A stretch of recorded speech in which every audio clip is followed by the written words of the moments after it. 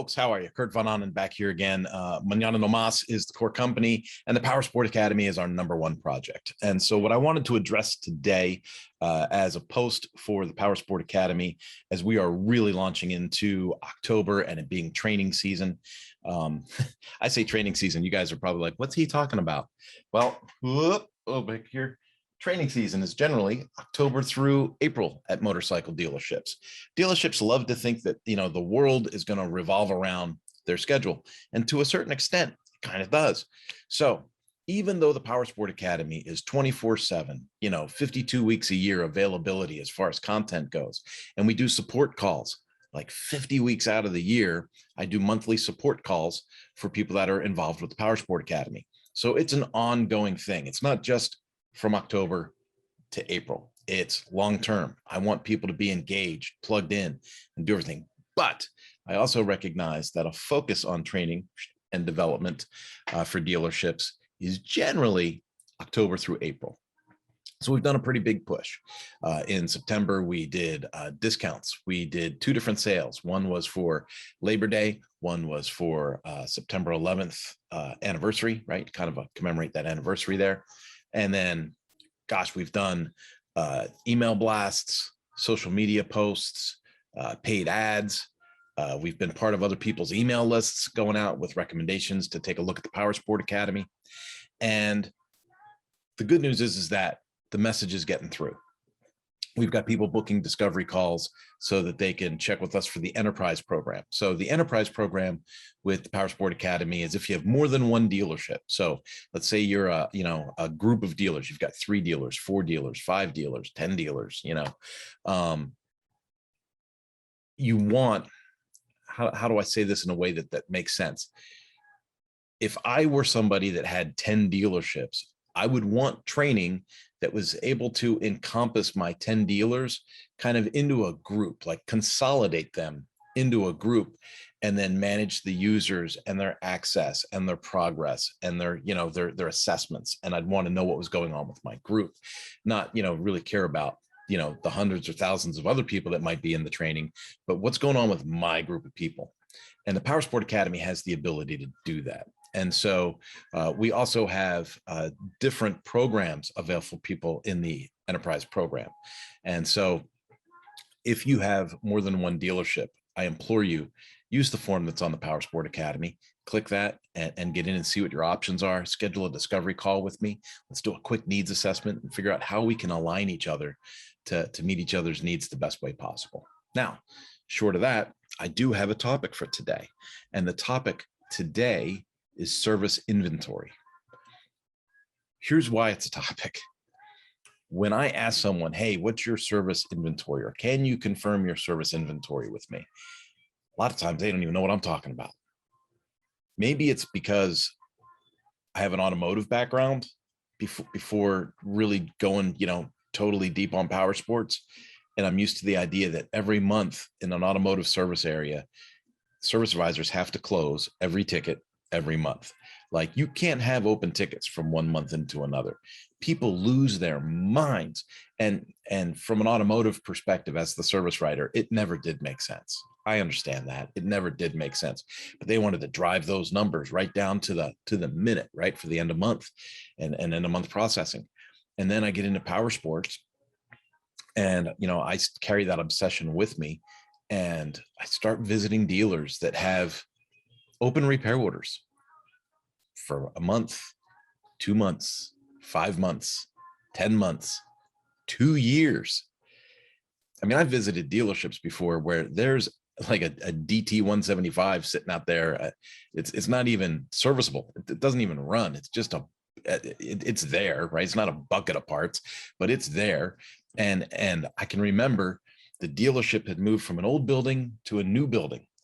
And they had moved and relocated all of these carcasses of motorcycles to the new location, lined them all up nice and neat, and then hired me as the service manager. Then I'm going way back.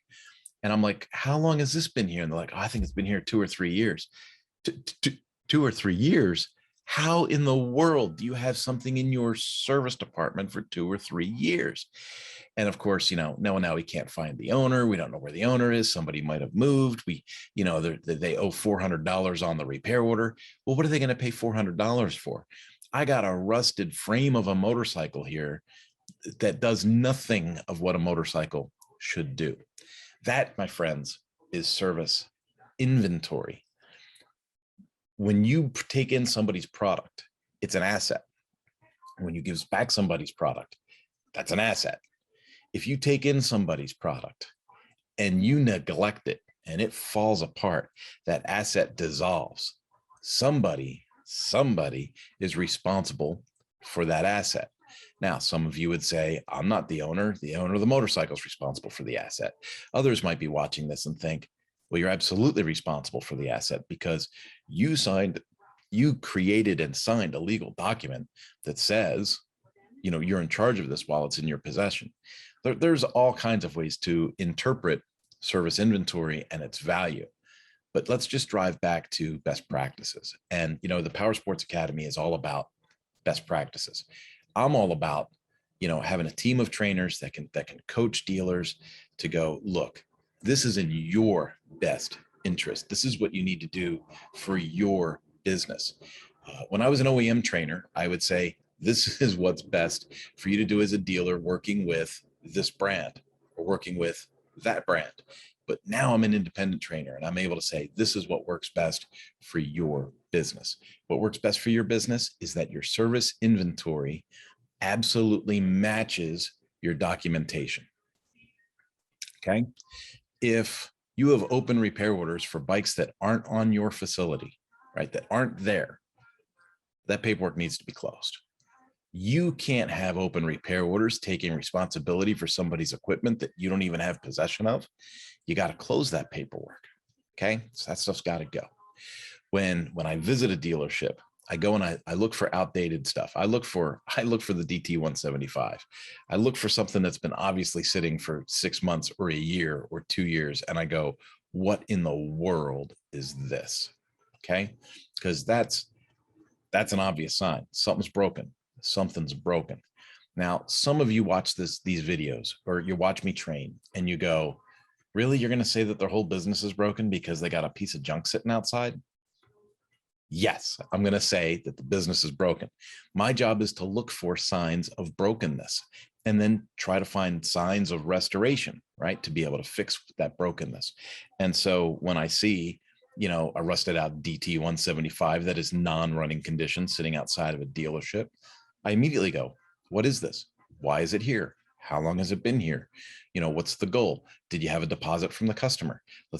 How many parts are assigned to this thing? Is this thing prepaid for? All kinds of things. Have you contacted the customer?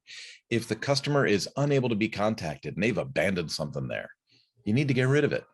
Right now, different states have different laws and different rules, but you know what? If you're the service manager and you're watching this video, take this as the inspiration from me that says, figure out what your options are and get rid of it.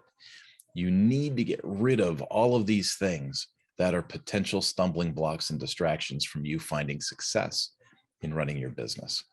So if you think of the service department as your own business within a business, you don't want dead inventory laying around, and you don't want paperwork laying around that talks about inventory that's not there. What you need to be able to do as a department manager is pull an open repair order listing and look at that repair order listing and go, yep. I know what's going on with all of those. All right. And then what you need to start doing is changing your vocabulary a little bit and changing your motivations to look at that open repair order list and go, what are my top 10 oldest ROs? And then go figure out, why are these my top 10 oldest ROs? How can I focus on the oldest ROs and cycle them through my service department?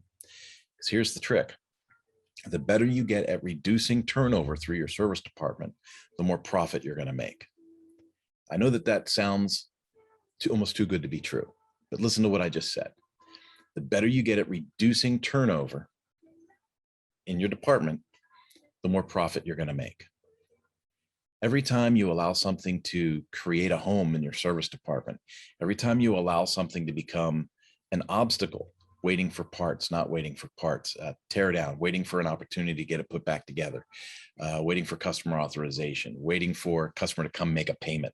I hear that a lot when I visit dealerships. I'll see, I was at one dealer last year, they had a Hayabusa sitting out back, and I was like, I have a Hayabusa.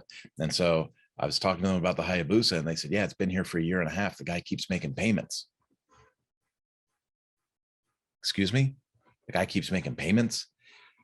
Figure something out. Come up with a different finance plan. Come up, there are all kinds of finance arrangements available now that your dealership could participate in. Let's say you became, an Affirm dealer, right? So Affirm, if you finance your phone through Google for a mobile phone, or you buy a new bicycle at a bicycle shop, or a lot of these places finance through Affirm, AFFIRM. So if your customer doesn't have the funding to pick up his motorcycle, help him find financing, right? Use the Affirm tool if that's an option for your dealership. Get the guy financed on it and get the thing off your lot. A year and a half, a Hayabusa has been sitting in the back of a dealership.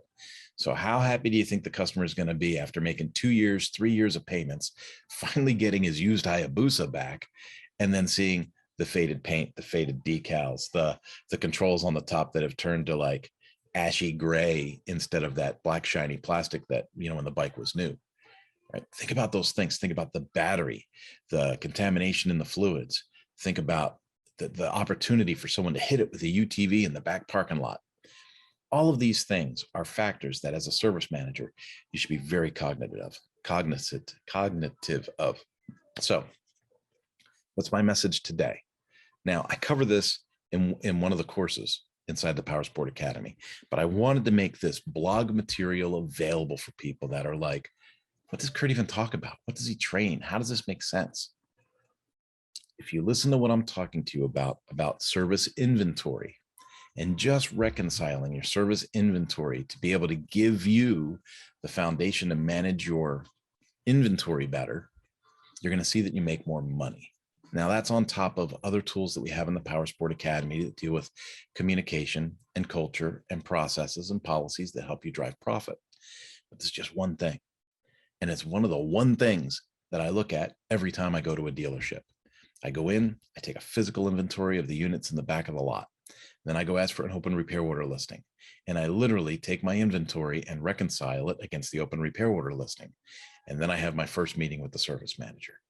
It's that important to me. When I physically visit a dealership, it's one of the first things I look for. Folks, I hope that helps. I'll talk to you later. Have a great day.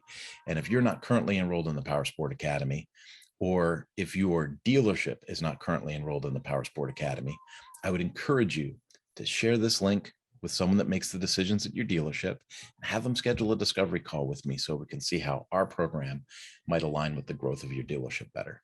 Have a great one. Bye-bye.